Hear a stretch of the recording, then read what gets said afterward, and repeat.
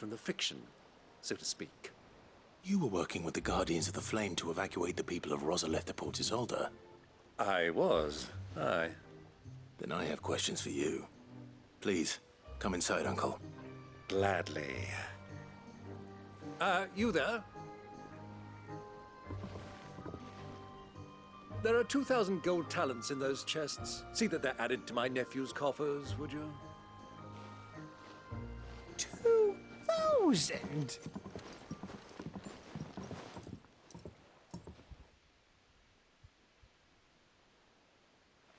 And I'm afraid that is all I know. A fleet sailing south past Port Isolde.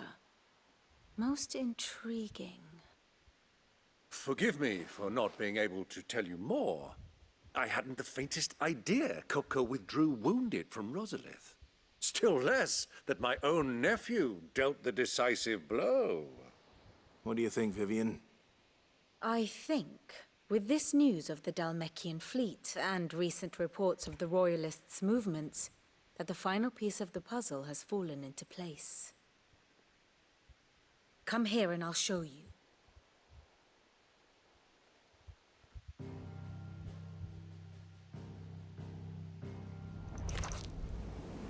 It is known that Kupka's forces entered Rosaria via its unguarded coast. So can the same be said of your visitors from Waloed?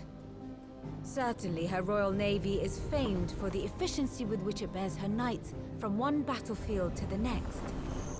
And in the Einherjar, or Black Galleon, she boasts a vessel nigh as swift and every bit as feared as the kingdom's legendary cavalry.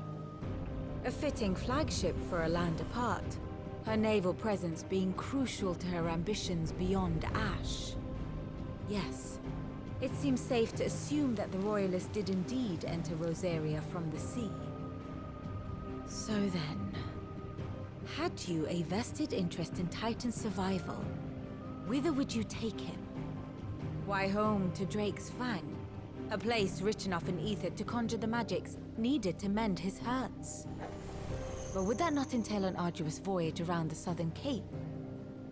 Let us say that the Royalists did put ashore with a mind to spirit Kupka away from under your very nose. Could that truly have been their plan for him?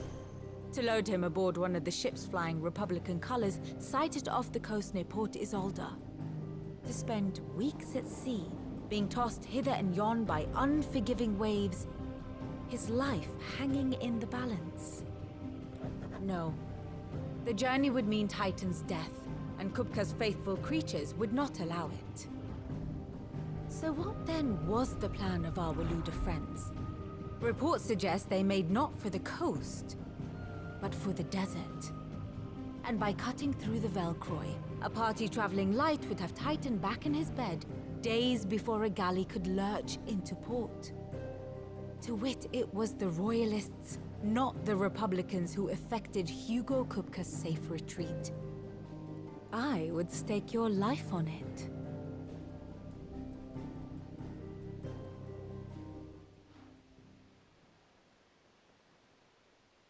So it was the Waludas who spirited the wretch away.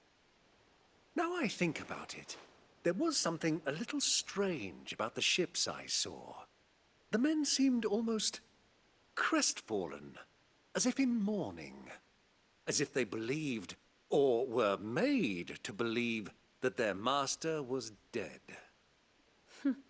You have a keen mind, Lord Rosfield. And you have your answer.